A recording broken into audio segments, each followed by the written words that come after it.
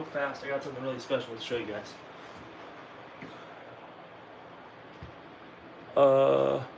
Let's see. Okay, cool. So I got this. Okay, so you're gonna have to zoom in a little bit. Bear with me here, but I want to talk to you guys about some really important sales stuff. All right. So today I got a lot of crazy stuff to talk about, but essentially what I'm going to run you through is a master class on sales. We're going to go through in one go. We're going to see how it goes, right? Maybe I should use a shirt or something under my hand. I don't know, but whatever. We're rocking with it. So basically, I talk to a lot of people every single day, right? Talk to a lot of people on sales stuff. Talk to a lot of people in everyday life, and what I've found is I have a unique ability to connect with people that a lot of people don't, and I have a unique ability to help people in a way that a lot of people don't. Not to compare myself to others, but I'm just saying I have a lot of people asking questions. How do you do this? How do you become that person of influence, right? So I'm going to break it down to you guys. I'm going to make it super simple. But the first thing is my buddy Mike, right? He works with me. And shout out to him, he's awesome. He's a really cool dude if you're watching. What up? But anyways, he said, what is it that gets you fired up every single day, right? Coming into work. What makes you fired up? And I thought about it. And there is a story of Italian builders in the 1200s, right? And they're being interviewed. And there's 3 of them. They asked the first guy, what do you do for work? And he says, and they're all bricklayers, right? They're all building this church. And he asked the first guy, what do you do for work? This interviewer. The first guy says, oh, I'm a bricklayer. Right? They're all sitting there 3 in a row in a kind of a lunch break type deal. He says, I lay bricks for a living. So the interviewer asks the second guy, what do you do for a living? He says, I build churches. The interviewer goes and asks the third person, what do you do for a living? And he says, I build churches so every Sunday people come here, have a respite, and come and glorify God and reset for the week, right? So the first person, the bricklayer, has a job. The second guy, who builds churches, has a career. The third guy, who builds churches so every Sunday people can glorify God, have a calling. And so no matter what job you do, right, you can have a calling with it. It talks about in the Bible, do all things for the glory of God, right? I don't want to misquote it. But my best recollection, I can't tell you what book of the Bible it's in, but do all things for the glory of God, right? And so I'm thinking about that. I'm like, dang, that's impactful. But I thought about it. So fast forward now, Mike's asking this question, what gets you fired up every day? And I'm on no energy drinks. I'm a little bit of a Zen fiend, right? So I have a couple of Zins. And I think about it, and I'm like, honestly, the name Luke means bringer of light. And so every single day when I wake up, I want to bring light to other people, right? I want to help them. Most importantly, my number one mission in this life is to help people reconnect with God and find Jesus Christ. But my second thing is I want to help people no matter what they're going through, what they're dealing with, right? So now I have these 2 things, right? I want to help people, and I want to help them reconnect with God. And that is why I'm here on this earth. So now when I'm thinking about my job, how does this tie in? So I sell vacations. I'm thinking to myself, divorce rate is 50%. Christian or not Christian, 50% in America. People are struggling every single day. There's a story called Not Now, Son, where this guy goes, his son asks his dad to spend time with him. And he says, not now, I'm busy. Not now, I'm busy. Not now, I'm busy. Fast forward, dad's 45 years old, asks to spend time with a kid, and he says, not now, Dad, I'm busy. Right? There's no relationship. So I sell vacations every single day so families can end up enjoying quality time together, to reconnect with God, maybe find themselves on vacation, right? So now I've found my calling in with my personal why. I have my personal why, I have my job why, and I tie the 2 together. And I get fired up every single day, okay? So that is my mission, that is my purpose, okay? So no matter what you're going through in life, and I'm going to check how much phone battery I have to see what I can end up with here. But anyways, no matter what you're going through in life, there's a lot of different things. There's a lot of different big ways you can tie your purpose and your calling. Anyways, so that is your core. That is something that can drive you every single day to do your best work, no matter how crappy of a day you have, right? So the first thing, no matter what you do, I'm talking about in sales, but I want to talk about in general and being a person of influence. The first thing, no matter what, is you got to have a good sense of self. You got to have a good core, right? And so everyone has this core of who they are. And then outside is everyone else. So my core, right, the thing that centers me is like my sense of self. So one is my belief in Jesus. Two, bulletproof, so, same thing, right? Bulletproof belief in what I bring to the table.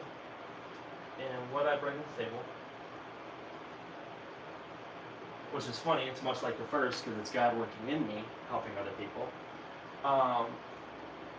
Third, who I am, right? I'm confident in who I am. Also just kind of working on myself, right? But when I have these three things, all of a sudden it doesn't matter. Like, I was homeless before my life, and I lived out in the woods. By choice, I could have stayed somewhere. My point is, though, is like everything fell apart. But I had these things, right? I had my bulletproof belief in Jesus. I had my relationship with Him, and I knew that God was going to carry me through. And I knew who I was as a person, right? I believe in what I can bring to the table, what I offer people. I know my value, my worth, right? And I also know my mission. And I'm making forward momentum every single day towards that. And so my point is, you want to get this down. You want to get this correct. Because what happens is, when you have these beliefs and you have this center of self, what happens is now everything else that happens around you is noise, right? If you focus on this right here, if you focus on your core every single day, not talking about your abs, but if you focus on your core, the core beliefs and the core values and what makes you who you are, now all of a sudden everything else around you is just noise. It's a lot like, imagine if you stare at the light in the middle of a room. Eventually, you're going to be blind to everything else. So everything else is just going to be like noise. You're not going to listen to it. You're not going to even see it. So no matter how crappy of a day you're having, or no matter what falls apart in your life, you know that you always have that belief in Jesus. You always have your self-worth. You always have your value, and you're always pushing forward. So that's a little bit of center of self, right? Next is mindset. There's a story of Chad Wright, and he talks, and I might be rambling here, but I think it would be worth, at least if there's at least one takeaway from this for you guys, I encourage you, write it down.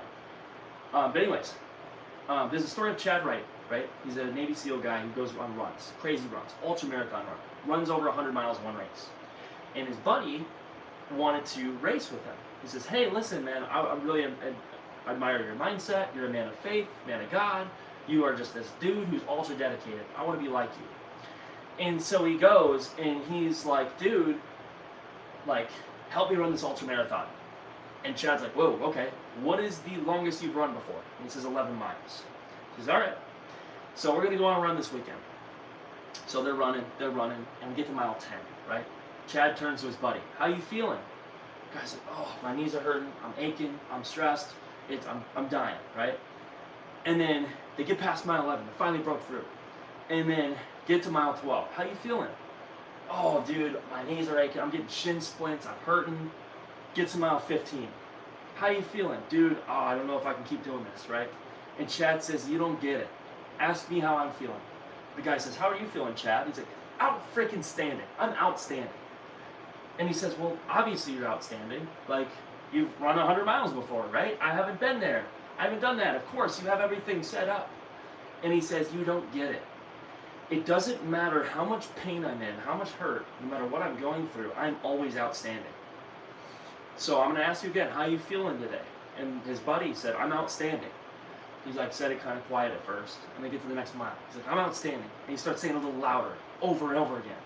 The guy ends up running over 50 miles. The most he'd ever ran in one go was 11, and all of a sudden he does 50 because of his mindset. So no matter what you're going through, if you have this, if you have your core sense of self, and you have this belief that you are valued, that you are forgiven, you are saved, and you know, and you have that kind of conviction in yourself, what happens is, and you have that outstanding mindset, everything else around you is not going to touch you because you are on fire, right? That is what lights a fire in you, is what is your why? And what is your mission with your job? What is your mission with what you're doing? How are you living life every day? So that mindset right there is what you have to have before you can even influence others or help other people. Okay, so that's my first point. I'm going to erase this real quick. Bear with me.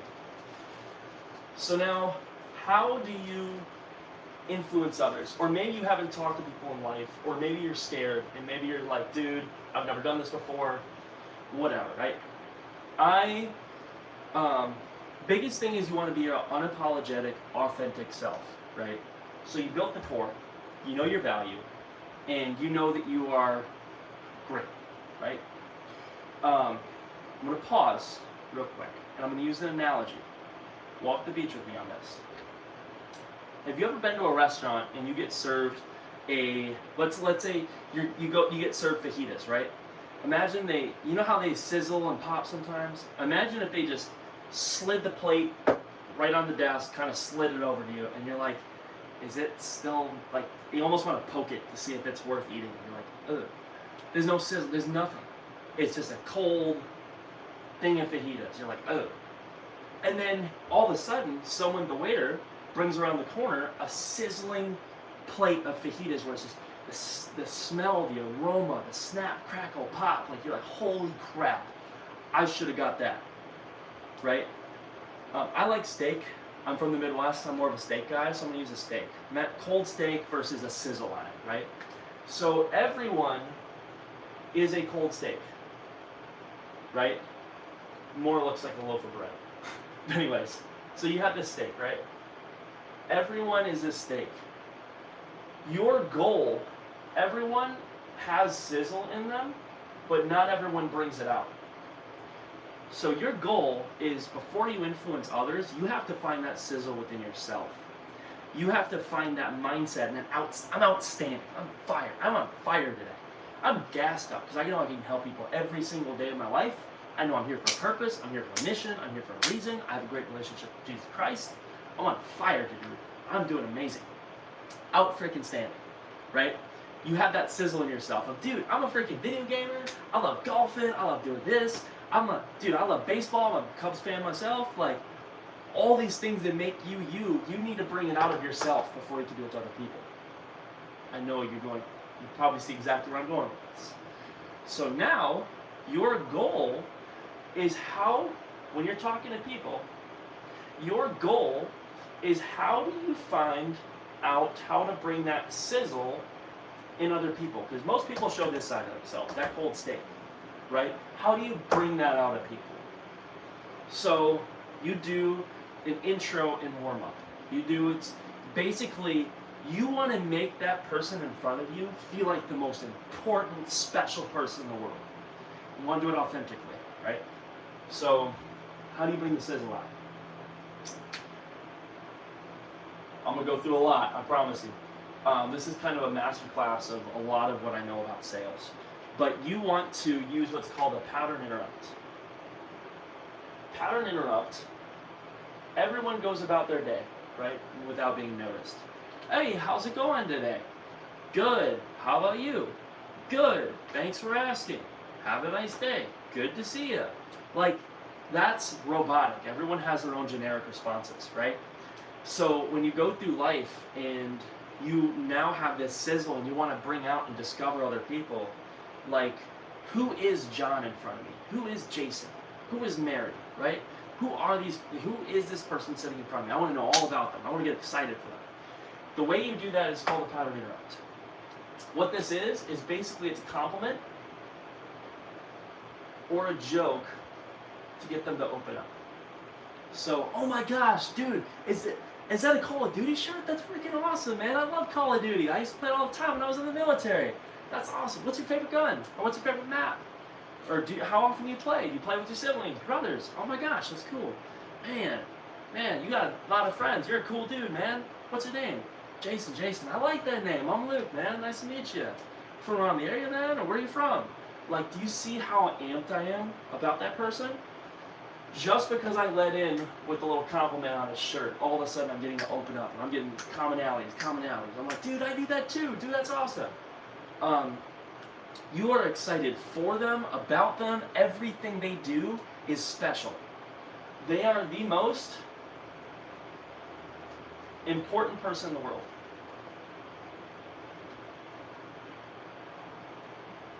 What's funny is you have what's called a warm-up for a reason. You are warming the steak up to get the sizzle. They might have a lot right away, but the more and more you do this, you get more and more. All of a sudden you get the little pop, you get the fizzles, right? All of a sudden they're like, oh my gosh, I feel like I can really be myself around this person. Now they have the snack, crackle, pop. So, and you don't always have to be the same as them. You can be excited for them without doing the same things, right? So, let's say they're really into basketball. I'm a golf guy. I'm not actually, right? I'm a baseball guy. But let's say I'm a baseball guy and they're totally into basketball. I'm like, man, I don't have to like basketball, but I can be interested in them. Interested in them, not interesting. You don't have to be an interesting person yourself. You just have to be interested in them. Man, what got you into basketball, dude? You ever seen The Office where the guy, Michael ends up dribbling the basketball like this, and he's terrible at it? That's me, bro. I'm terrible, right? Making a joke out of it. But at least I'm getting him to open up. Boom, boom, boom, boom, boom. Compliments, jokes, warm up. I'm doing a little finding out about him, right? So this is how you open the conversation. So pattern interrupt. Do you have a compliment or a joke somehow? The next thing is when you are doing your discovery and finding out more about them, let me ask you this. What are the most key things that people spend time doing? They spend their time with work, with family, and their hobbies, right? And with, where they're from. That's important to that too.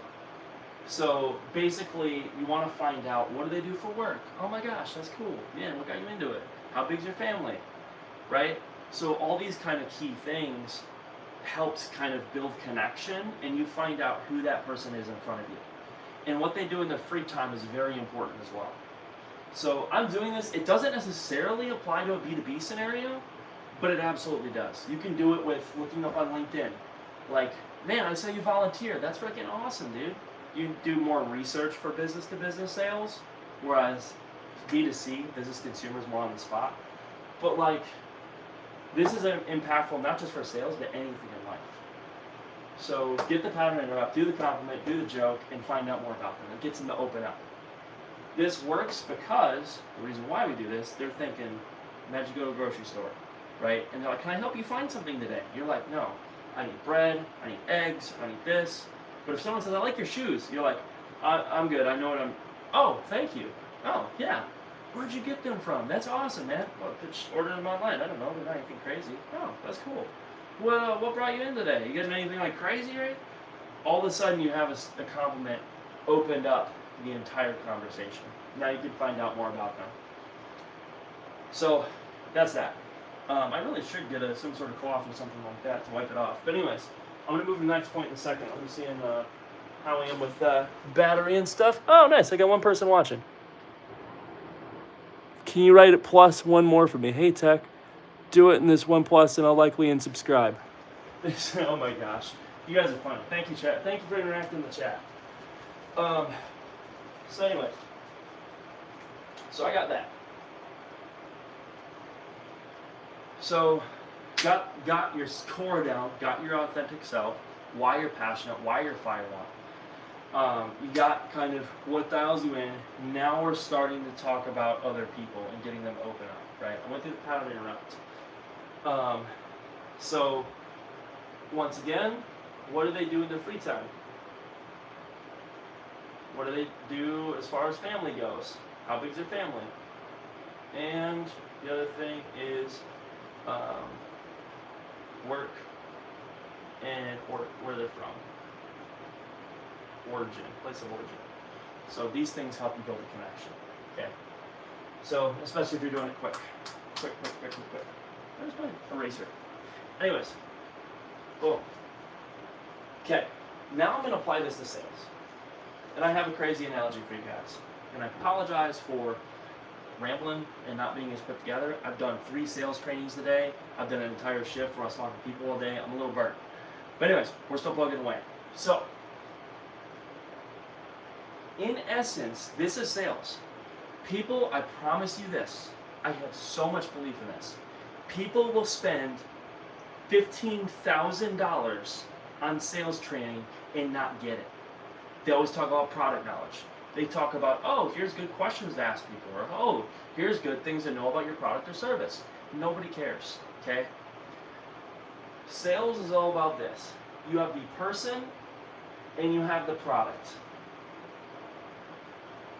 Your goal as a salesperson is to make this person, make them feel important. Not only make them feel important, you want to make them feel like the most special and important person in the entire world. Oh my gosh, I'm like so excited. They're your long lost best friend. Treat everyone like they're your long lost best friend and be excited for them, about them. Like, do that every single time. I have the 99-1 rule. 99% of all of your focus and attention of literally everything you do is dialed in on that person.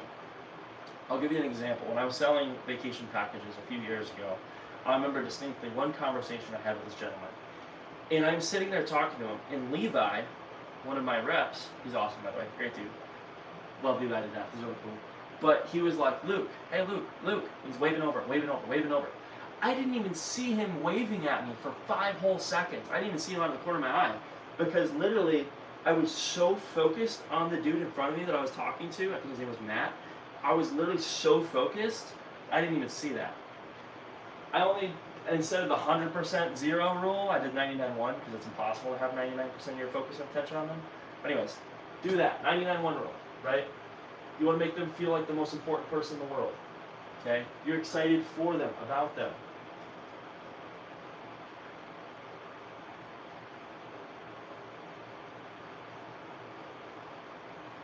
Okay?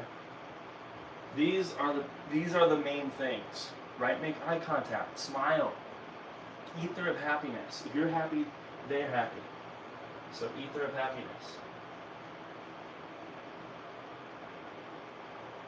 You got to be authentic. But what this does is people mirror. So if you're excited for them, they're going to be excited. They're going to start getting there, right? So if you do this every single time, they're like, oh my, like, let me ask you this. How many times do you give someone a compliment and they want to compliment you back? They're mirroring your energy, right? So you are the thermostat in the room. When you have your core and you have your sense of self, you have your everything, right? Your mindset, your outstanding mindset, all of a sudden, you are now the temperature setter. You know the thermostat on the wall, right, in your place? Most likely you have one. Turn the temperature up and down. You are now the temperature setter. You're not a temperature reader. You're a thermostat, not a thermometer. And what happens is now these people will start opening up to you, right? Now they're mirroring you. And what you make now is a best friend.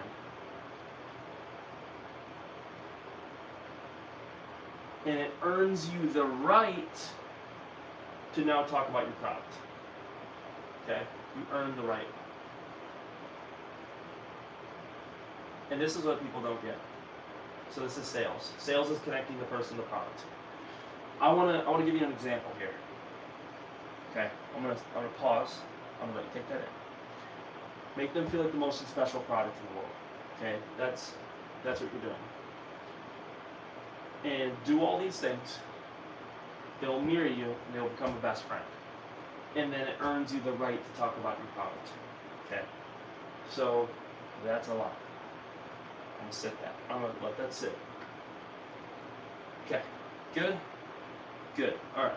So I'm gonna use an example with tonalities. Okay? So this is why this is important. I'm gonna cover the why. If I'm so excited for the person, oh my gosh, you guys are awesome, you guys are fantastic. And then I talk about my product, and I'm like, yeah, it's kind of a cool thing. I have no belief in conviction on my product or what I'm doing. I now sound like a mopey dude who doesn't know what he's doing.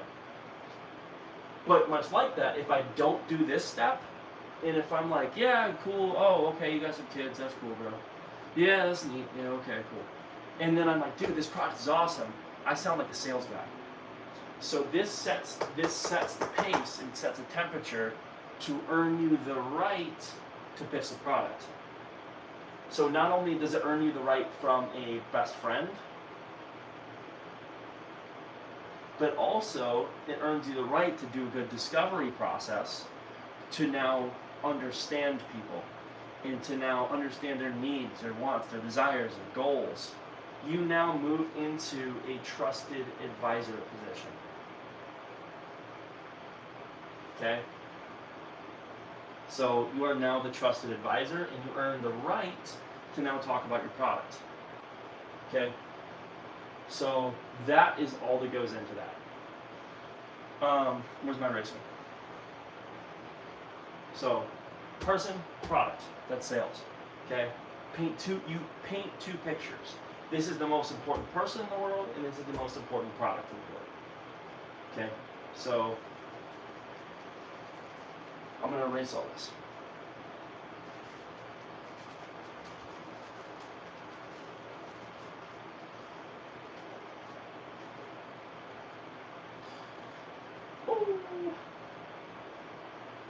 So you have your intro. Here's kind of the steps in the sale. Imagine a straight line. You have your intro. You get your warm up. This is the one people don't talk about, preparation. Okay, so you do the preparation, right? You find your core beliefs. Boom. I'm on fire. I'm all about it. I'm my authentic self. I know I'm great. I'm outstanding. All that. You get the point. Now I do the pattern interrupt. This is my intro. Talking about, oh my gosh, man, I love this shirt, all this stuff. Being excited for them, about them, using everything. Now I move into my warm-up. Oh, where are you guys coming in from? Oh my gosh, man, that's so cool. How big is your family? All that stuff. Now I move into either, depends on what kind of sales you do, storyline or discovery. If you do conversational style selling, like for a bigger product, you're going to want to set it up with the storyline. So how do you transition? This is kind of your transition. You want to entice them first before you discover. Man, so the really cool thing is basically, so for timeshare, right? Hey guys, what a lot of people realize is that everyone, or what Hilton realizes is everyone's vacationing, right? Or what Marriott is using, or what Wyndham is using, or Blue Green, or you get the point, right? No matter Hyatt, doesn't matter. So basically you set up with a storyline. We found a lot of people are spending a lot of money on vacations, families want to spend time together, you want to do this, you want to do that, you want to do this, you want to do that, right?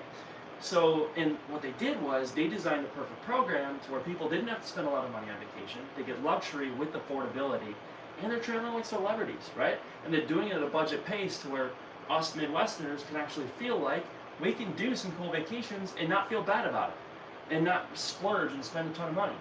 But then again, you deserve it, you work so hard, right? But that's why everyone's doing it. It's conducive to schedule, it's this, it's that. Okay, set up the storyline. So when you have the person and product, this is kind of your transition. This is your bridge, this section. So do the storyline and then kind of discover what their needs are. Or you go right into discovery if it's a quick pitch, right? If I'm selling cell phones in a Costco, right? Or selling new phone lines in whatever, Target. Doesn't matter where it is, door-to-door sales, all that. You do your discovery right then and there. What you find out, what are their goals, what are their needs. It's kind of like your reverse qualifying, okay? You want to find out are they really a good fit for what you have? And you start trying to reverse engineer things, okay? Like, for example, for me, selling vacation packages, I'm going to be like, okay, what do they stay in? How long do they stay for? Do they do Airbnbs, resorts, hotels? What kind of accommodations are they used to? If they stay in bougie places, am I going to set them up with a standard hotel? Absolutely not. I'd be doing them a disservice. So I'm going to just find out what's important to them so that way I can make the right recommendation. When I sold prayers and copiers, how many units do you have? How many pages are you printing out? What's blah, blah, blah, blah, blah. Do you need color? Do you need this? Do you need that? Try to do a discovery to find out their needs. This is kind of the bridge where it turns you from a best friend and now into a trusted advisor. Because it's showing you're knowledgeable on your product. So your discovery is that bridge right over here that connects the two and allows you to transition into what you're selling. Okay, so you do your discovery, storyline discovery, whatever. Now you go into your pitch. Whatever your product is, right? Either you do it conversational, maybe you're not. I don't know. Doesn't matter. Depends on what types of sales you do. You do your pitch, you got your objections, you got your close, and you got your wrap up.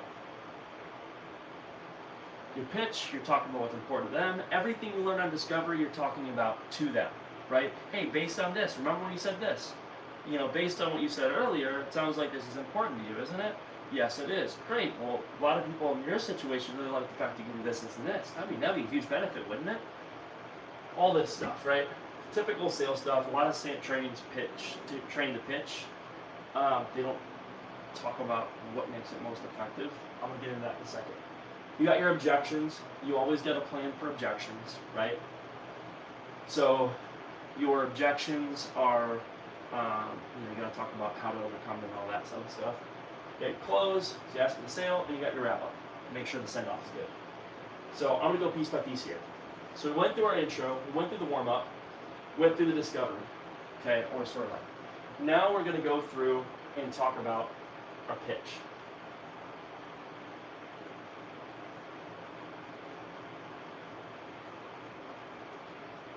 Your pitch has to be, you have to make it their idea, okay? Before you introduce anything you do, your discovery should be set up in a way that it was their idea, right? So what do you use currently? What do you do for, what's your product or solution idea to fix this problem? Oh, I have this. And then you go into, oh man, okay, like, what do you do? What do you do that? What do you do that? You are literally asking them, rather than telling them about your product right away, like if I sell vacations, how many vacations do you do a year? I do 3. Okay, I've assessed the need. Okay, do you see yourself getting to any of these places the next 2 years? Or next year or 2? And they're like, yeah, a bunch of them. Okay, they're tied down. I'm tying them down one by one to my product. You stay in resorts or hotels, or Airbnbs, or Verbos. I do resort stays, okay? So they do a couple trips a year. They don't have anything booked. There's the need. They stay in resorts. They plan on going there, or see themselves going there. And it's important to spend time with family. So now I have all the information I need to now, okay, they are a good fit. Maybe the last thing I can do, what do you spend per night usually on resort stays? We spend $800 a night. Oh my gosh, I can save them so much money.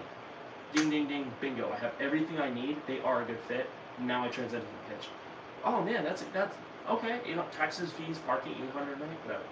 Okay, well, based on everything you told me, man, let me show you what we're doing for XYZ. And you transition to your pitch. So you're now the trusted advisor, you move into the pitch. Everything you're doing with your pitch needs to be a roller coaster of emotion. You are excited for them and about them. Now you add the second part for the transformation that you're going to help them have, right? In your pitch needs to be sharing your vision for them. So you're sharing your vision for them. You need to talk about why everyone is doing this.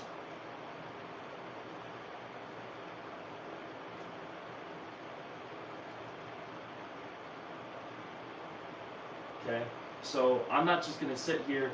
Also, how it makes them feel.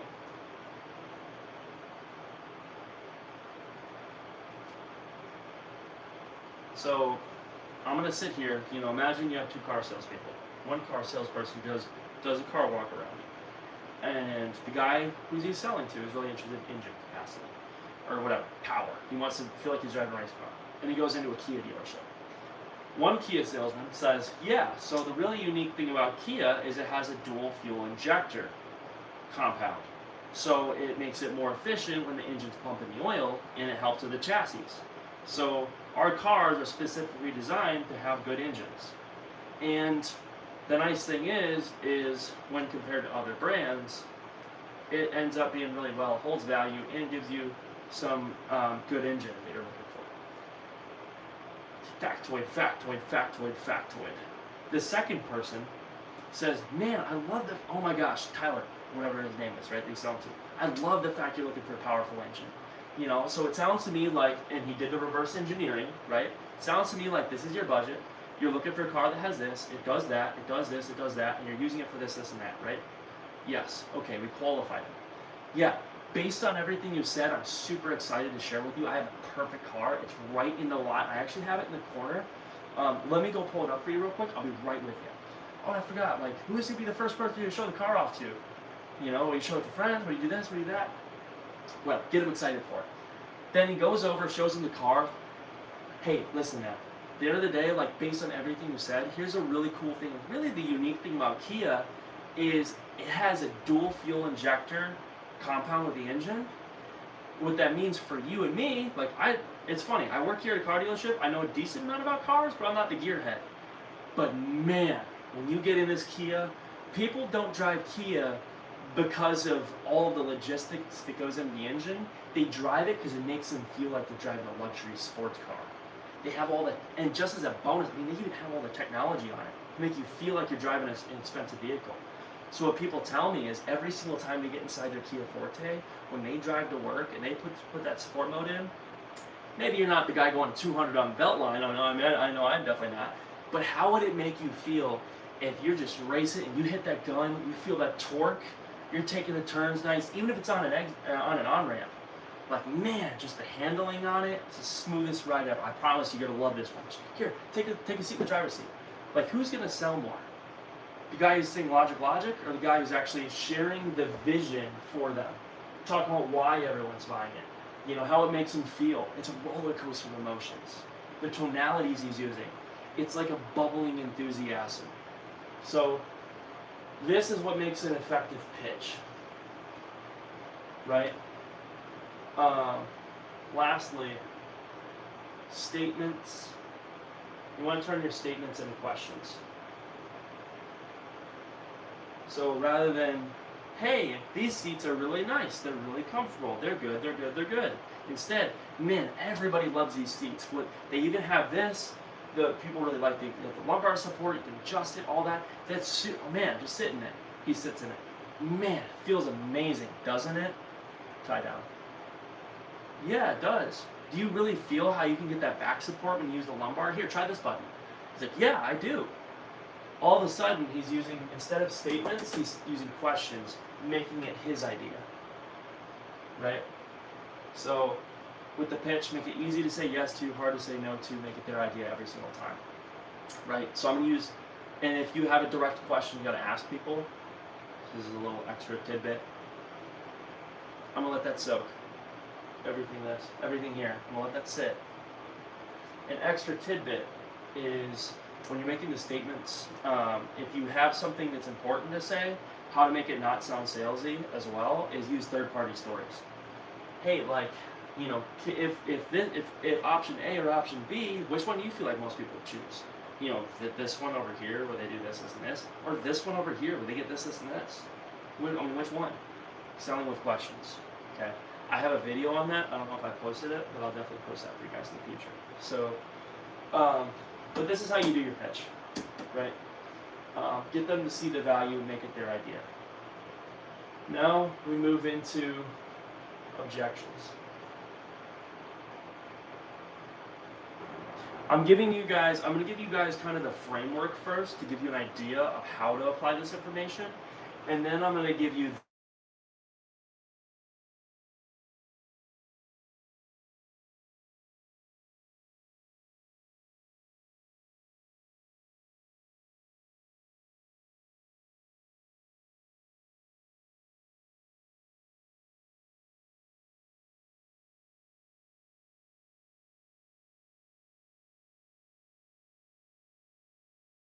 Hi.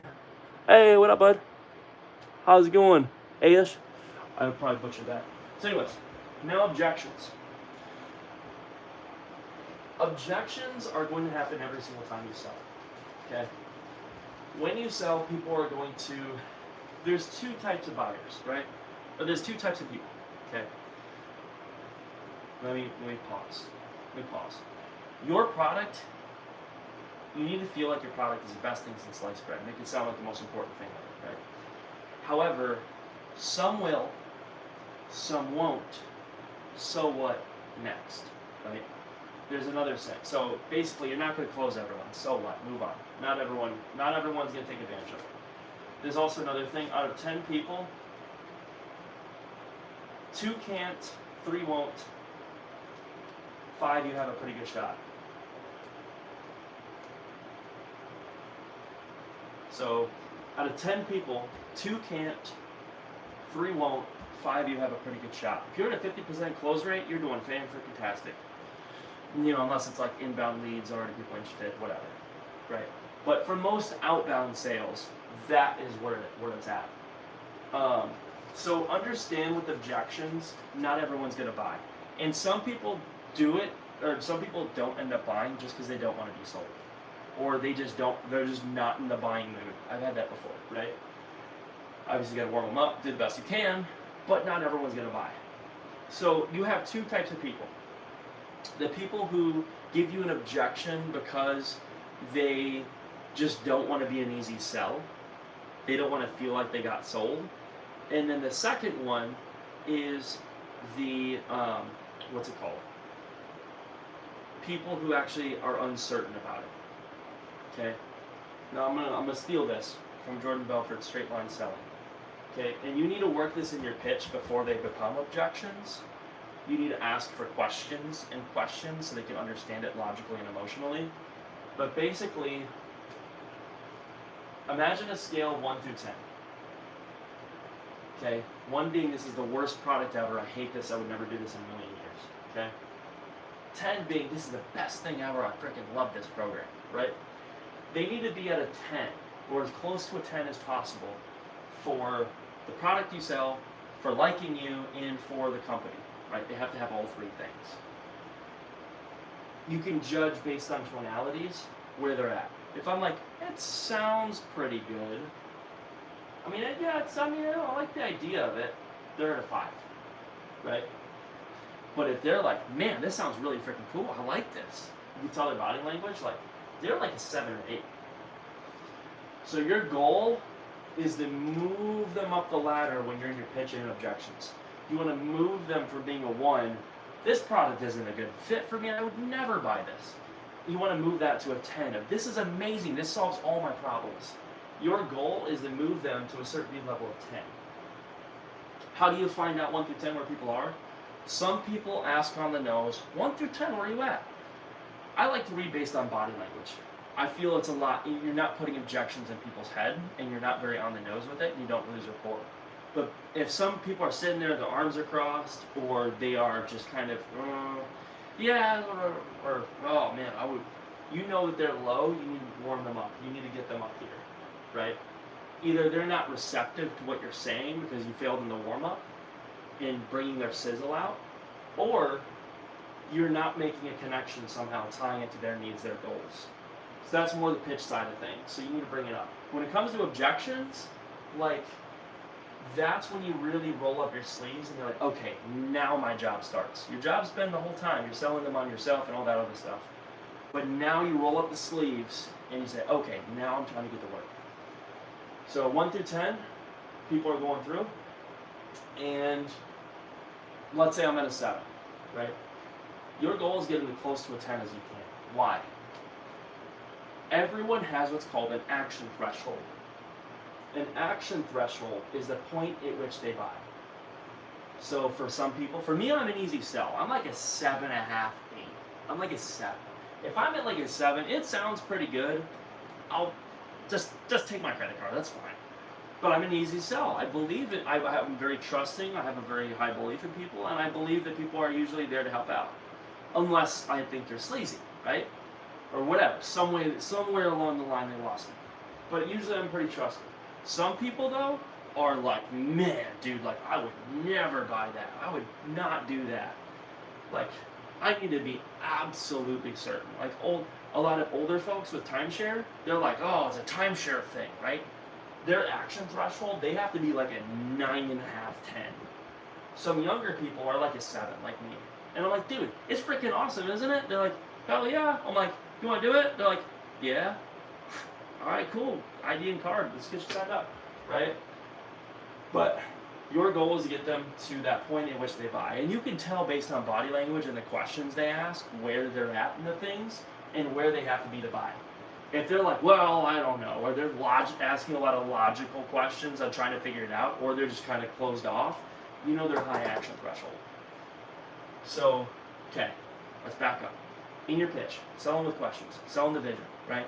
You're sharing with them your vision, how it makes them feel, the transformation. You're doing all those things. It's a roller coaster of emotions. Your goal, you're trying to move them up to get to the point at which they're going to buy. Now, what if, let me ask you this, what happens if they need to be at like a 9 or 10 before they buy? Their action threshold's up here. You have, it's discovering pain and bringing it to light. Bringing light to pain. Sounds bad, but imagine a scenario, close your eyes for a second. Imagine a scenario where a guy has a house, right? He has this big house, a beautiful house. As Trump would say, beautiful house, gorgeous, absolutely fantastic. But this house has a leaky roof, right? It's drip, drip, drip, drip. All of a sudden, in the wintertime, there's a hole in his roof, so there's going to end up, in the wintertime, the circulations, or the ventilation's not going to be working. The house is going to get super cold. The flooring is going to be damaged. It's going to be a 30 grand repair in flooring, not to mention the mold that's going to start, and he just puts a bucket under it. I'm good. I don't need anything else under my bucket. I'm not spending any more money. He has a problem, right? You need to bring that to light. So when people are up here, you need to bring the pain to light that he's in and be like, hey, listen, man, I get it. I know you don't want to spend any more money. I get it, right? But then you talk about all the things that implications if he doesn't, right? For example, there was a guy who used all his PTO on hunting trips, and he's saying, listen, I only do hunting trips. That's only what I use my PTO for. And I asked his wife, I'm like, what do you do? Wait for him to get home.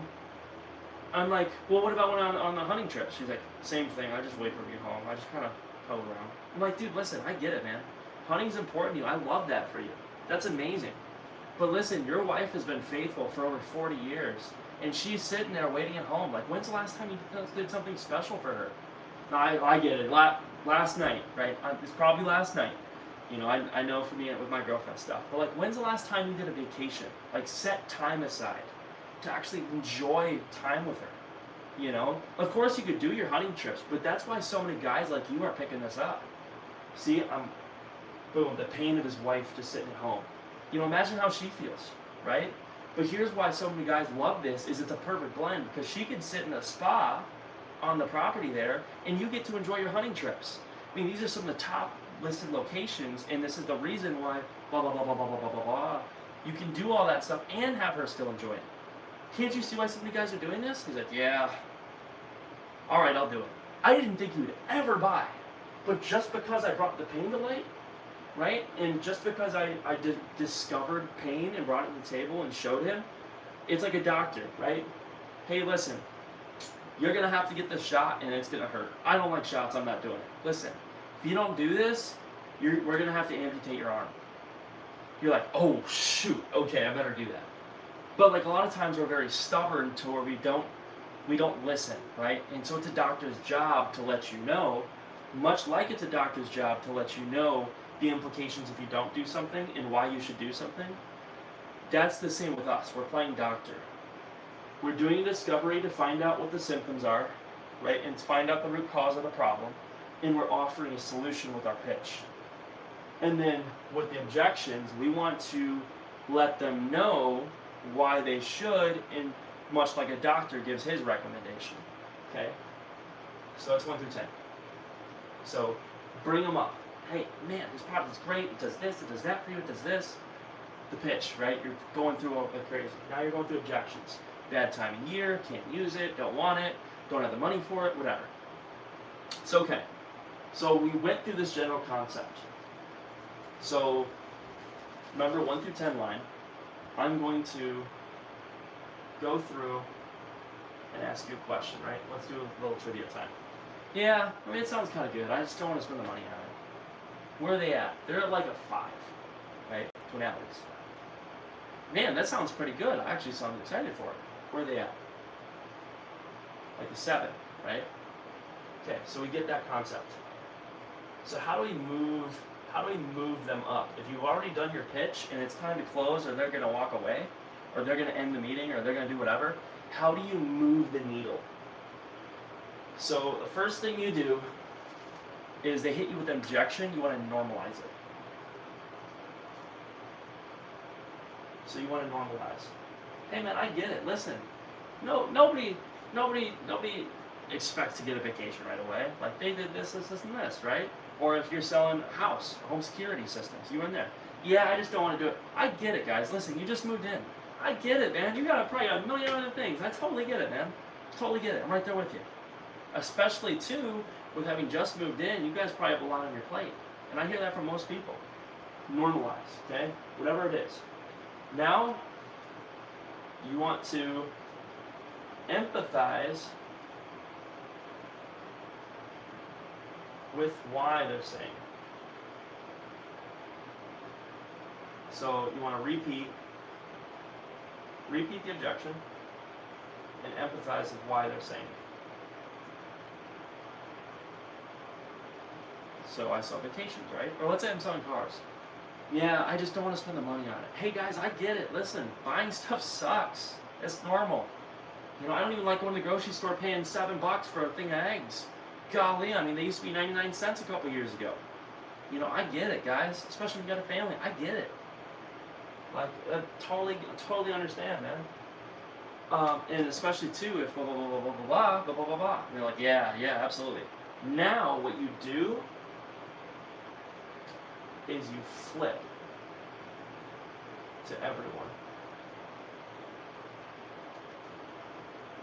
Like, so here's how the objection handling format is. So, hey, I don't have the money for it. I don't want to buy the vacation package. Hey, I get it. I totally understand. You know, at the end of the day, like, you guys walked in here, you probably didn't even expect to get this.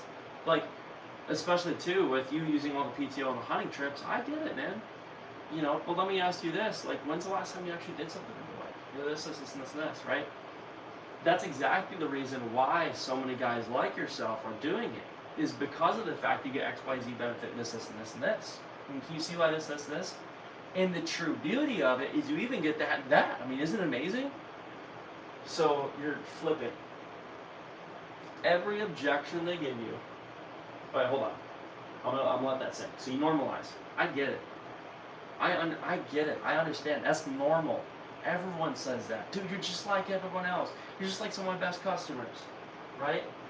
And I get why you're saying it. Like, especially too with this and this reason. I get it. Okay. Now that shows that you're on the same side as them. Your same side selling. So now all of a sudden, it earns you the right to make the recommendation with objections. Now when you flip it, you don't sound like a salesman. If they're like, I don't want to spend the money on it. Like, guys, listen, this is the best, the cheapest thing you'll ever do. But it's luxury with affordability. This is the best way to save money on vacations. Nobody's going to listen to you. You're a jerk. You're a sales guy. Or like, how many times do you have sales people? They're like, oh, I don't want to do this. They're like, why? Why not? Golly, have some empathy. You know what I mean? Like, they're all of a sudden with a decision on the table where they're going to spend some money, and they're like, whoa, right? I'm going to further this one more time. If you're at a dealership, I'm going to use a dealership as an example. Who's making the decision? You have a table right here, right? You have a table. Here's a beautiful couple right over here, and they're about to make a big decision. And here's a sales guy. Where's the decision being made on the table? Is it made on this side of the table or that side of the table? This side. Why? Because they're obviously the ones getting the car, right? And across the table, it's a psychology thing. If I'm sitting across from you and I'm showing you something, I'm on the opposite side. It's like you against me. Like it's like boxing. Like right in the boxing, I'm gonna fight you. I'm gonna hit you with some jabs, kicks, throws, all that. Physically move over to the other side. Now what does that do? If you're knee to knee with them, Andy Elliott talks about this all the time. He runs the #1 world's biggest sales training company. But if you're knee to knee with them and you're talking like, hey guys, like I get it, like this, blah blah blah blah blah, right? How much more effective is that? But that you're doing with your words. You can do it physically, but you're also doing it with your words. Cool, that's deadly. Cool, that is something right there. Because people don't see it coming. You're a sniper. And now you're their best friend and their trusted advisor and their inner conscience, right? So everyone can get 60% through the buying process. They can do all their online research, they do all that. They need you to make that recommendation. And they're gonna be uncertain, but this is really where you roll up your sleeves and your knowledge and your expertise is gonna come to help them. So normalize, emphasize, and flip. And then you tie down or close. So tie down or close. So can you see why so many people are doing this? Because of the affordability. Can you see why so many people are doing this? Because of the fact that it's all the safety features. The tie down, you're trying to figure out if what you said worked. Yeah, I mean I can kind of see it. Once again, 1 through 10. Now I'm doing 1 through 10 with objections. Ooh, now we're really getting advanced. Okay, 1 through 10 with objections. Yeah, I kind of see it. You still need to move the needle. Okay, so I'm gonna give you a formula. What if they don't give me an objection? They just give me I want to think about it. So this is how. This is the way how to get objections. You want to find out. Oh goodness. Okay, I can go a million different ways here. So this is how. So whatever objection they're going to give you, money, use, and value. I don't have the money for it. Okay, that's a true objection. I wouldn't use it. I don't think it would be of value to me. That's an objection. And then value, whatever. I just don't really care. Whatever. Here's the crazy thing, is if they have enough value in it, if they think it's the best thing ever, would they use it? Of course. If they had the value for it, is it worth spending the money on? Of course. So your goal is to build value in everything you do. And you want to find out which objection it is. So how do you handle objections, right? I gave you kind of the framework for it, right? The framework, once again, empathize, or normalize, empathize, and flip, and then tie down or close. But the next thing, too, like, I guess one more thing on that. So you have a tennis court, little tennis thing. This is what I mean by flip. This is how the objection process is. Sorry, like I said, I'm spitballing. I've done a lot of sales training today. Boom, he's playing tennis. He's got a racket. This is you. Do you want to try it out? You just serve. Boom, tennis ball going up in the air. Customer. I wouldn't use it. Boom, hits you an objection. Boom, you flip. That's exactly the reason why you should do it. Boom, boom, boom. You're going back and forth, back and forth, back and forth. Do you see why somebody's picking this up? Eventually, when you have enough, when you go through enough, boom, the ball lands over here, and you got a point. You got a sale. +1. Boom. Yay, right? You help them out. So, first thing you do is you start with a close. Hey, you want to try it out? You want to give it a shot? Try it out? Yeah, I mean, you guys want to try it out? Give it a whirl? Right? I'm using non-committal words on that one. I'm starting it. So you close, and they give you an either objection or smoke screen. Usually it's a smoke screen first. I gotta think about it. Or I gotta talk to this person. Whatever it is, right? Hey, I get it, man. I totally get it. Normalize, right? So this is how to pull out objections. So empathize. Hey, I get it, man. Like nobody walks in here expect to get a new phone line. Or hey, I get it, guys. You just moved in. But let me ask you this, just out of curiosity, like if it were free, like you guys would use it, wouldn't you? See how I went through one of them? So, use, money, value. Yeah, absolutely. Yeah, we'd use it. You guys would definitely, you guys would love it if you had it, wouldn't you? Yeah, absolutely. Boom, boom. Okay, what would really hold you back, if you don't mind my asking? Usually it's either money or something they just need a little bit more information on. But I want to narrow down these three. So, would you use it? Would you love it? If you had it, what would really be holding you back? So now they're going to really give you their objection. What is their true objection? So boom, got the true objection out. Now we handle it and close. Handle and close. So close. Smoke screen. They're going to do a smoke screen. Now you're going to do the, hey, would you use it if you had it? Would you love it if you had it? Awesome, great. Well, if you don't mind my asking, what would really hold you back? Boom. They give you an objection. You handle it and close. They're going to give you another objection. You handle it and close. Another objection. Handle it and close. And then eventually you got the sale. Okay. That's a lot.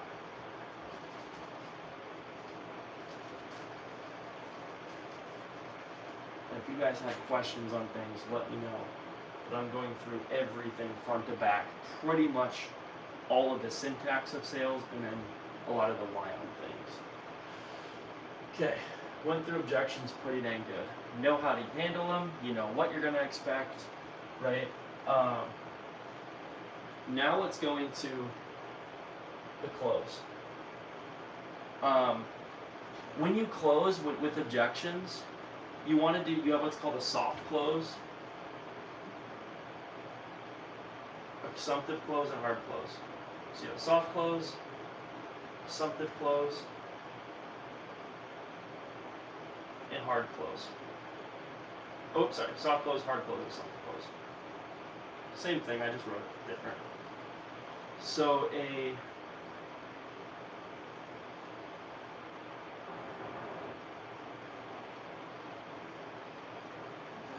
okay, we have frameworks, right? Now, how do I close? You say, okay, here's how you handle objections, but how do you actually close? When you close, every time you close, you lose rapport. This is how I have it in my brain. You're already their best friend and you're the trusted advisor. If you use a hard close, you lose rapport. Hey, on a scale of 1 to 10, like, duh, like, let's do it. Like, it's gonna be a hard. It's on the nose. You're doing it. Yeah, great. Hey guys, I'm super excited for you. What credit card are you using for this? Whoa, hey, I still have questions. Oh shoot, I was at like a 7, now I'm at like a 4 or 3 because you just went there. Right? So, I like the soft closes. Soft close would be language that is very friendly and inclusive. What I mean by inclusive is including them. Hey, or like it's very like, let's work together. Like, hey, yeah, this is one of the greatest things about it is you can do this and this and this. You guys want to give it a shot, try it out? Try it out, give it a shot, or give it a shot, maybe take it for a while. Sure, that sounds pretty easy, right? It sounds easy.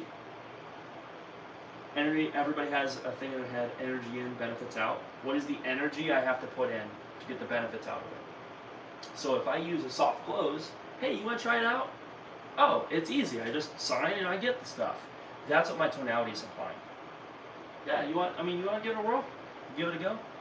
See how you like it? Yeah, I could do that. I could give it a whirl. I could see how I like it. Or I just need a signature here. Whoa. Hey, you mind giving me a quick little skedoodle? Doesn't have to be perfect. I know I'm not a good doctor. I chose the wrong profession. Haha. Boom. Easy. I usually like the soft closes. Okay.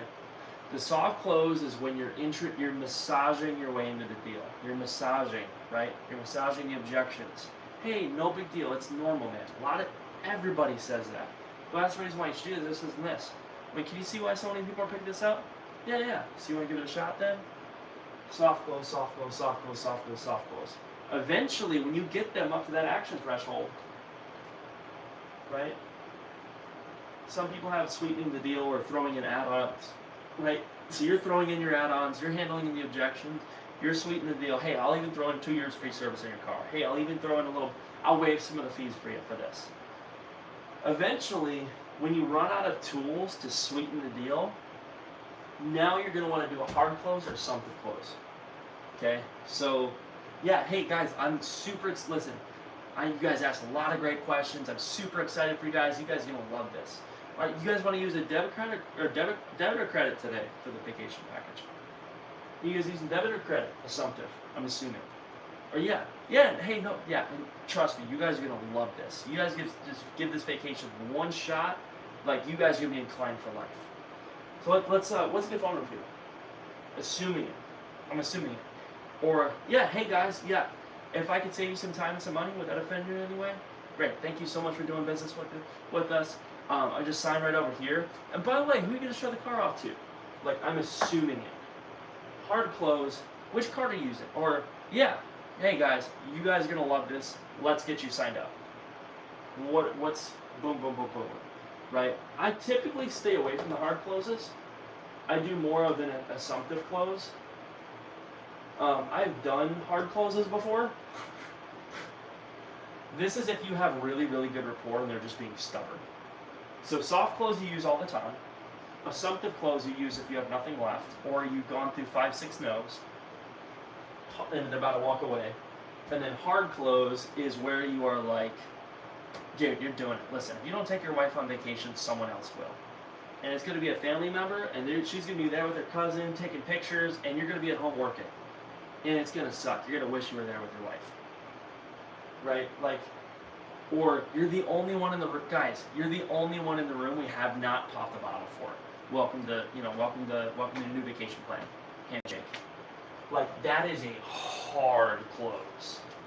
You only want to use this if, like, they are just being stubborn, you know they need it, they love it. They're right there, and an assumptive close wouldn't work because they're so unsure of themselves. You need a hard close. So those are the 3 different types of closes. So we did the close, we went through, now we need to do the wrap up. Okay.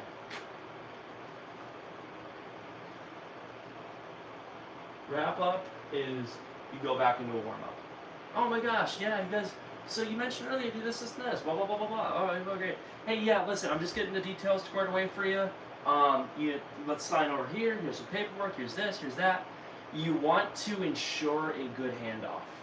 So with the wrap up, how you want to do it is you want to answer any questions they have. I know I covered a decent amount today. What questions do you have, or what are you most excited about? Right? You're getting them in the ether. What are you guys most excited about this? Awesome. What questions do you have for me on the program? How it works? Well, I was wondering about this, and this. Oh, yeah, no big deal. Yeah, we cover it. You want to ensure you hold their hand every step of the way.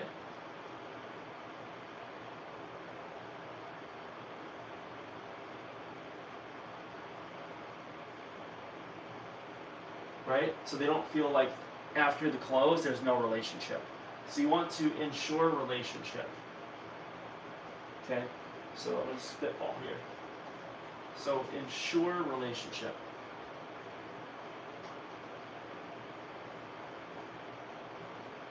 After the sale, it's not it. Listen, guys, I have so many people taking pictures, sending me all the cool stuff they got or how I've helped them. I love that. It's my favorite part of my job.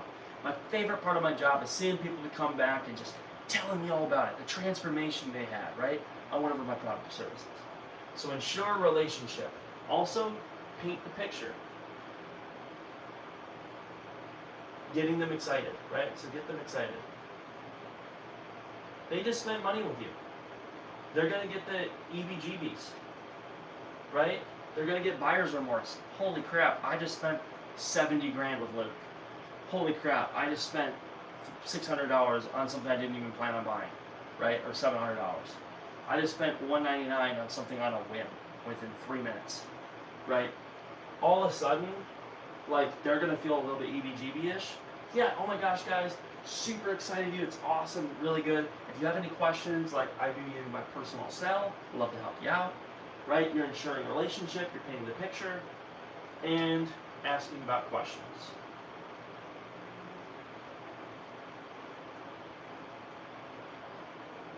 Okay?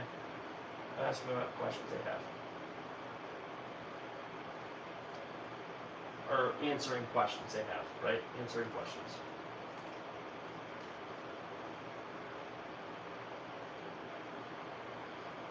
So you answer all the questions they have. Hey, listen, covered a lot. The next thing, never thank them for their time.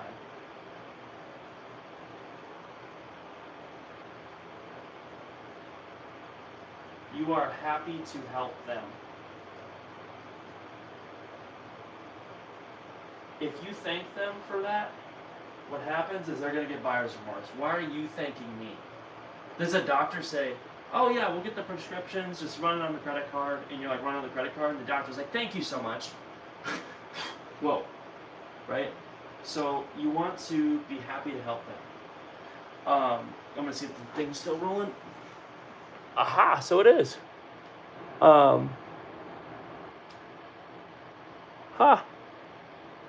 Get away from my table. That's fine. Okay, so happy to help them.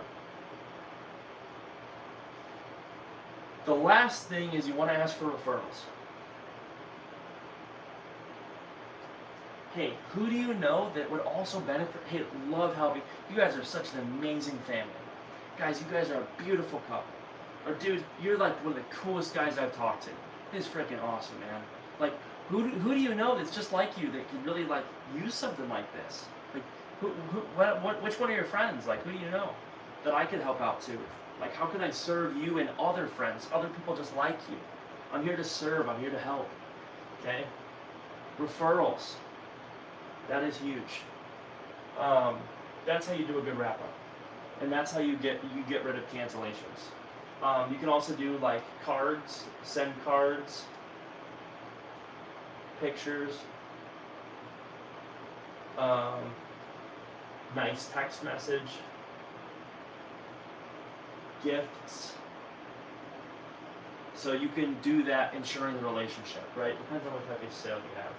My buddy who sells timeshare is one of the only guys who closed over $100 million of timeshare in his lifetime. He does all of this. He is all about them, all about other people. And he's literally so good at the wrap up. The next time they come in there, he's like, hey guys, we have a new program coming out. You guys are going to want to hear about it. I'll give you the information on it. I implore you, please take a good hard look at it because it's going to be something you want to do. And he goes through and he's like, yep, so this is what it is. So which credit card? How do you want to get that paid today? And they just love him so much that they literally just buy just like that because his wrap up is so freaking good and his people skills and everything that I just covered is so freaking good. They come back every single time, and every single time they buy. They could be working with someone else. He goes to their table, he closes them anyways. Yeah, oh yeah, so basically here's how we break it down. He's got a little notebook, or notepad paper. And he goes through and like, yeah, so basically what they did is they do this, this, and this, and this is how you use it now, so it saves you a bunch of money, it does this, it does this. More importantly, it does that for your family. So which card do you want to use? Boom, deal done. So this is super important. It doesn't matter if you're in a business where you feel like you're not going to get referrals, I promise you, you definitely can. And people will talk. No matter what you do or where you are, people will give you referrals. So which are the 3 people you know that like would most benefit from this? Anyways, so that is the syntax. Intro, warm up, discovery or storyline, your pitch, your objections, close, and wrap up. And it's all on a straight line. You want to control the conversation the entire time. You're the one asking the questions, and you do not go off to Alakadabra and Alakazoo. You want to keep it in this ether. Okay? So, that is that.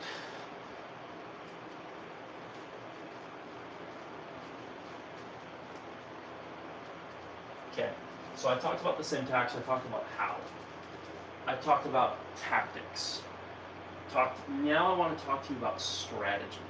Like, I talked a little bit about strategy and tactics, but I want to talk to you more about the vision aspect. This is probably my final point. I'm gassing out. But when you're talking to people and you, actually, I got 2 final points.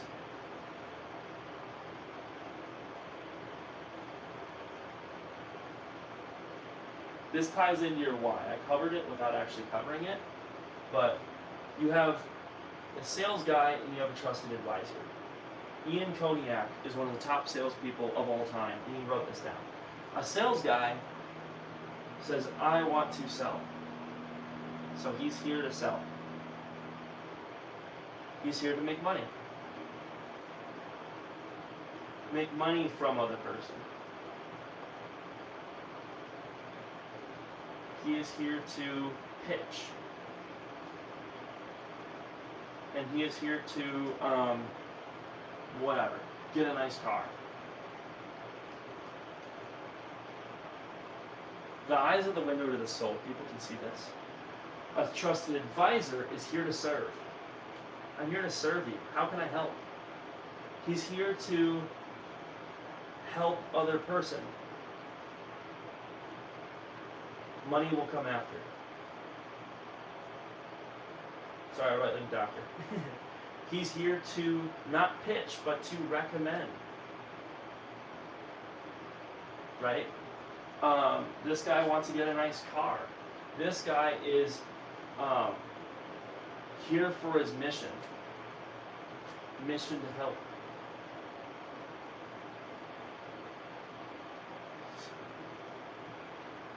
There's a Bible verse. Seek first the kingdom of God and his righteousness, and all of these things will be added to you. I believe it's Matthew chapter 6, verse 33. This right here, right? He operates on faith that God will provide. This guy operates on stress. Stress of I have to. Trust advisor says I get to. I get to do this. It is I am so glad, right? So glad I'm able to do this. Lastly, the trusted advisor not only is there to recommend, but he's there to lead. Lead through uncertainty. With objections, I'm leading you. Hey, it's okay, guys. I get it. Listen, I get it, man. I'm on your side. This guy is not leading. He's actually trying to convince. His way, my sales, my stuff, my doing, my strength. This is, I'm here to help other people. I'm here for them. I'm here to help them with their goals. Here to recommend stuff that would help ease their pain. I'm here on a mission to help. I'm here to lead through their uncertainty, and I have faith that God will help me in turn. Right? And what happens is, this is stress and doubt and pain. Or, let's say you are successful doing this, you feel lost. And you feel despair. These are the emotions. Whereas this guy is faithful. He lives in joy, right? He feels fulfilled. He feels certain of himself is everything, right? And if he's a man of God, he's certain of his salvation, right? He's certain of his value, that he's loved, that he's important, that he's cared for. And instead of despair, he has absolute hope. Like hope for good things to come. Hope that the sales process could be great. And this guy also has a work ethic. It's unkillable. It's the human spirit. It is untouchable. This guy is lost, right? He's not in touch with where he needs to be. So be the trusted advisor. Do everything in faith and to help other people. And seek first the kingdom of God and all of his righteousness, and all these things will be added to you. Okay. Last and final point, right? Golly, this is a long video. I'm gonna publish it though. Hopefully it'll let me publish it, but it won't. It'll be a little sad. The next thing is I want to talk to you about conviction and why people do things. This is the culmination. This is what the video was originally going to be on, but I didn't get a chance to do it. Right? So you have a little fire in the fireplace, right? You have a person. Okay. You know those old school vents, like the furnace and stuff, right? So you have the boiler or whatever it's called, I don't know. The heater, you have the furnace. It heats up, right? There's a little bit of fire. Boom. If there is no fire, right? The fire, basically, here's the concept. Fire goes through the vents heats up the house. This guy who's away from the fire is now heated up. Let me ask you a question. If there's no fire, is there any heat for this guy? Does he feel warm? Absolutely not. Now, if there's a little bitty fire, right? Does this guy feel warm? Not really. What if there's a raging fire? Does that guy feel warm? Absolutely, right? What if the vents don't work and there's a raging fire? Doesn't work. Here's where I'm tying it in. Here's what I'm getting at. The fire is your conviction in your why, your vision. This right here is that's your conviction. And conviction is what sells, right? You have to be absolutely convicted that you are doing something good for other people, that you are giving them the best, right? You are absolutely certain that they need this. You are certain. You have clarity, right? All these things. And you're just on fire, metaphorically. And what happens is, since you're on fire, now it allows you the ability to be able to transfer heat to the person you're selling to. Remember the 1, 2, 10? Now, he feels more certain about what you're doing. He's like, oh my gosh, I feel the heat. Oh my gosh, this feels amazing. I need this, right? This is great. It makes me feel good. So if you have absolute conviction, remember the car sales guy? One's all logic. Yeah, the chassis is technically the best thing. And then you have the other guy, imagine how it makes you feel. This is why everyone's doing this. This right here is what everyone misses. I do sales differently than I do sales differently in most, for my department of this company that I work for, I do it different than everyone else. My pitch is different every time. It's roughly the same, but it's different. I sell vacations so that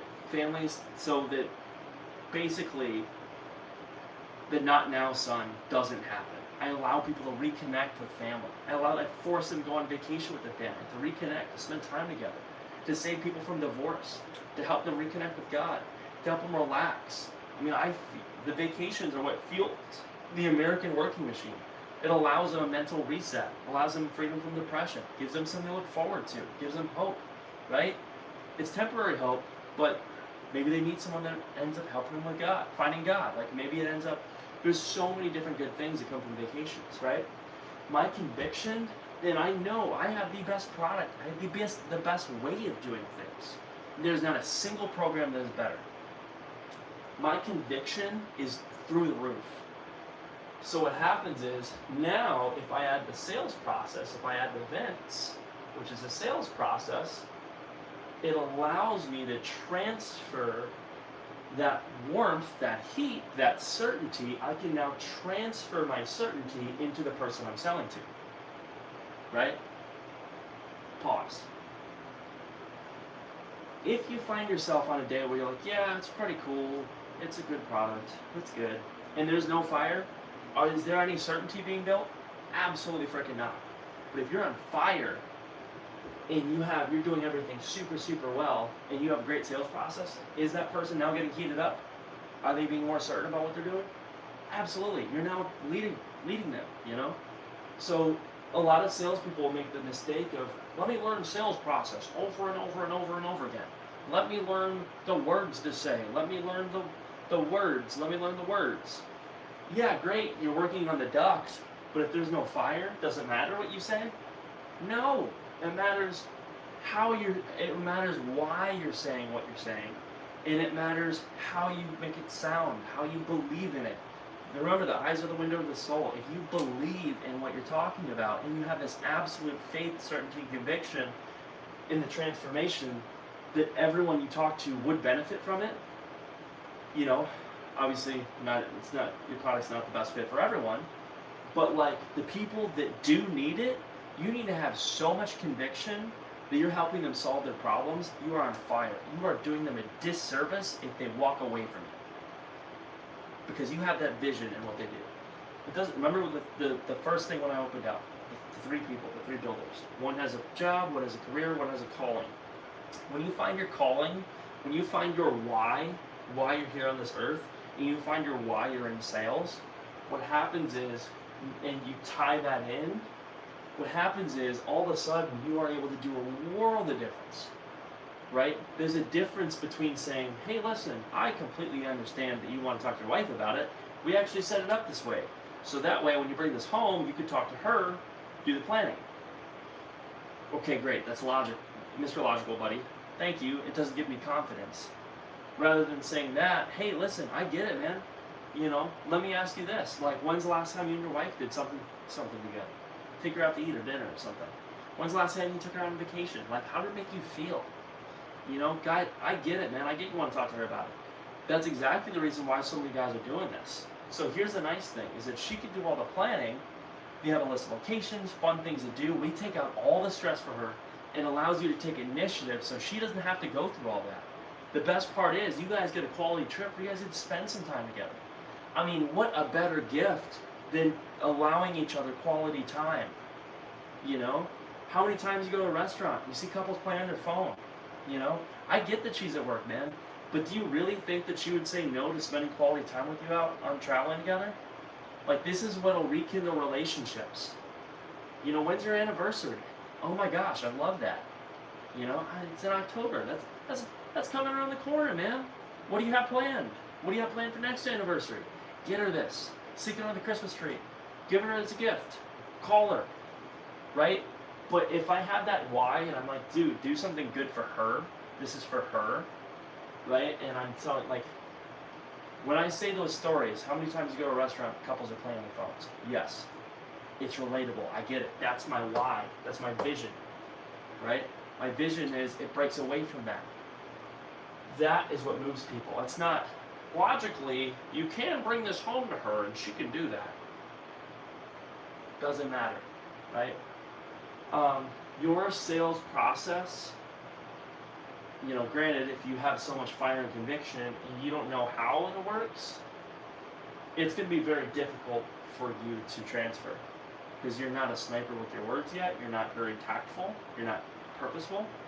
But regardless, how many times you see a new rep selling like crazy because they have this raging fire and they're so excited about things? They're like, oh my gosh, this is so cool.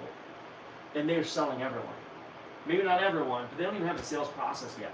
But it's because their fire is so warm. It doesn't matter if the duct's halfway shut, if it's halfway gone, if they only have a third of the sales process. The fire is so warm, you're still building certainty. It's still building emotional and logical certainty for people to buy. Okay. That doesn't mean that the sales process and facts are not important. But what's most important is your passion and your conviction. Okay, so now how do we transfer this? The sales process is what I just laid out. 1 to 7. So you have the preparation, intro, warm-up, storyline / discovery. You have your pitch, you have your objections, you have your close, and you have your wrap-up. That right there is a sales process. It's very important to know that. But your why, this is why I opened up with the why, right? You need to have absolute certainty in yourself.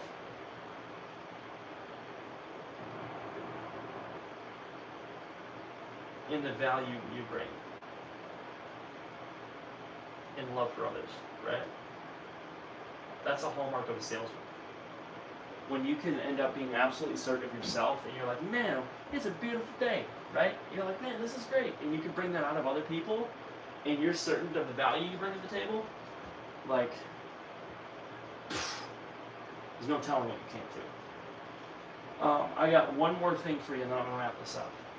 I'm already wrapping it up. Oh yeah, sales process. Yes, it's important to learn. But don't make the mistake I did and spend 6 months trying to focus on what to say, tactics, what to do, and you don't have the fire. So if you don't have the fire, you're cooked. Actually, you're not cooked because there is no fire, right? No. But focus on that. Why do you help people? And bulletproof your belief. Take every objection you'd ever have and flip it into why they should, that's the reason why they should do it. Do it for yourself. Do it for your own mind. And I promise you, your conviction is going to go through the roof. Sales process, yes, it's important to learn. It's super good, but that's not what sells. Okay. I'm going to blow your freaking mind here. I'm going to tie everything we talked about all in once. This is why I saved this for the last piece. So the person you're selling to right over here, right? I'm just going to end up drawing him a little bit smaller up here. This is the person you're selling to. Person you're selling to. Alright.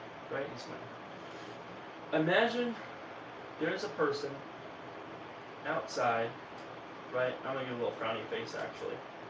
I'm from the Midwest, so I'm going to use this. He is in a freaking blizzard. Snowflakes all over. Terrible artist, right? The snowflakes all over, falling down on him, and he's cold. He's freezing.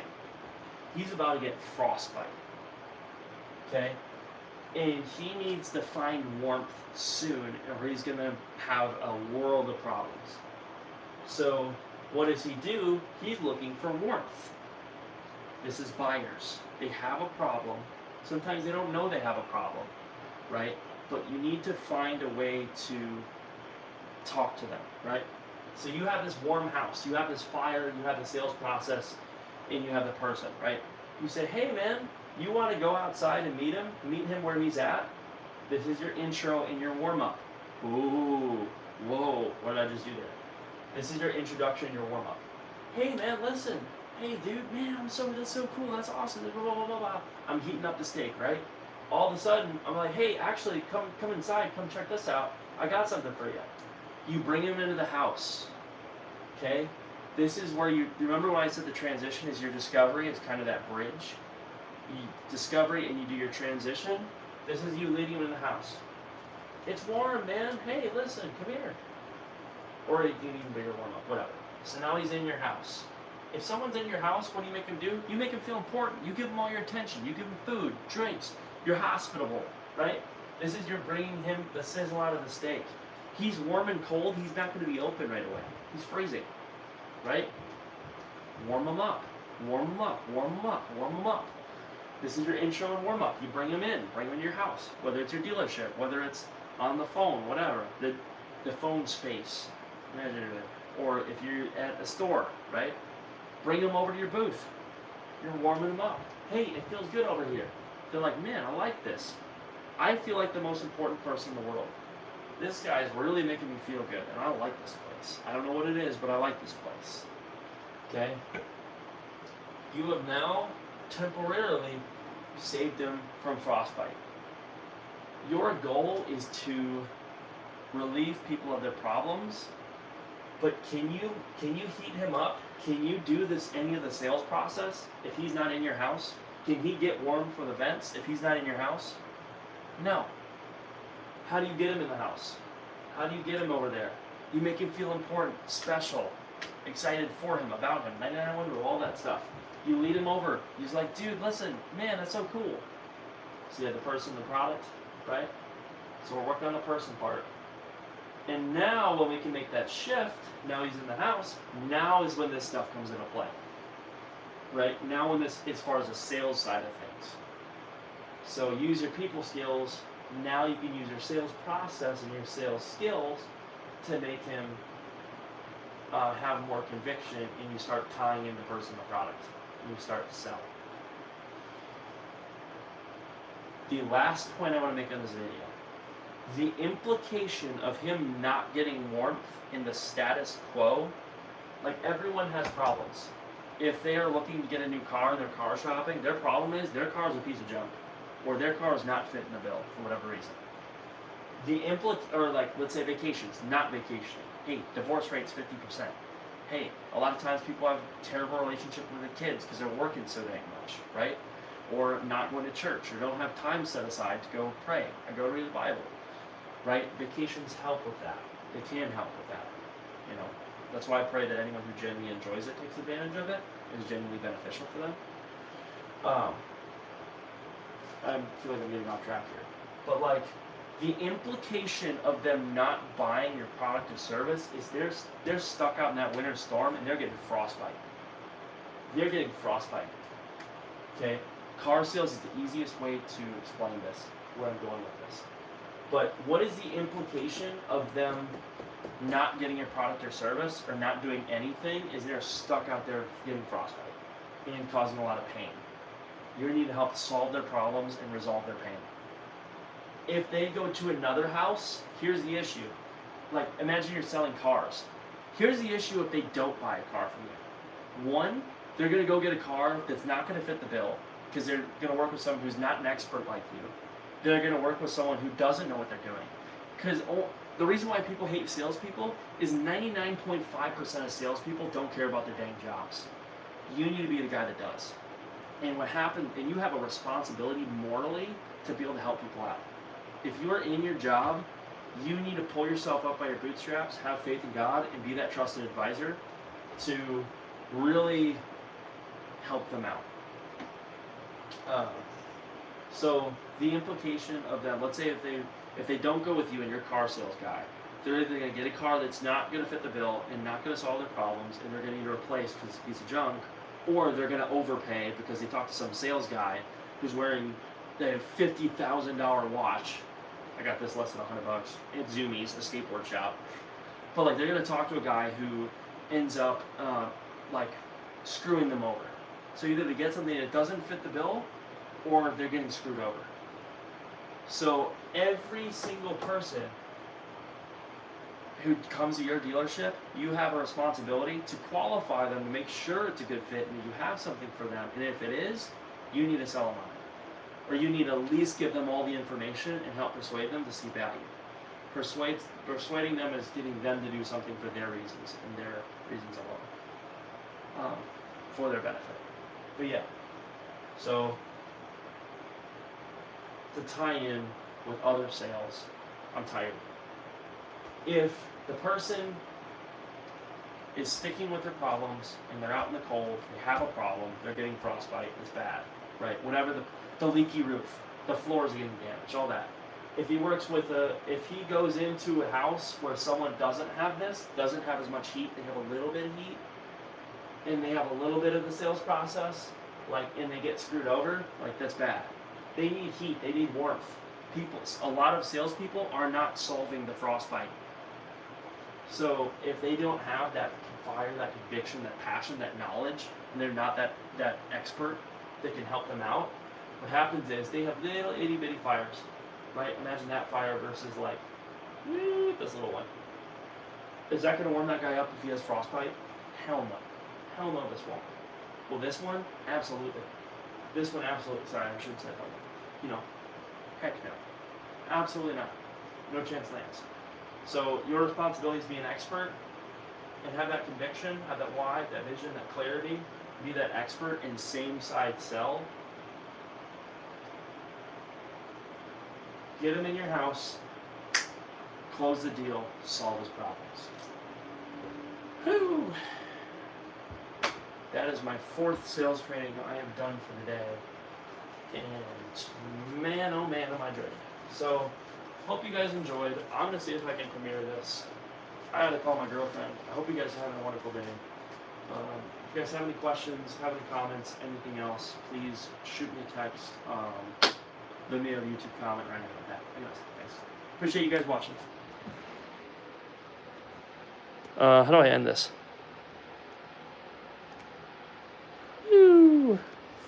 We go with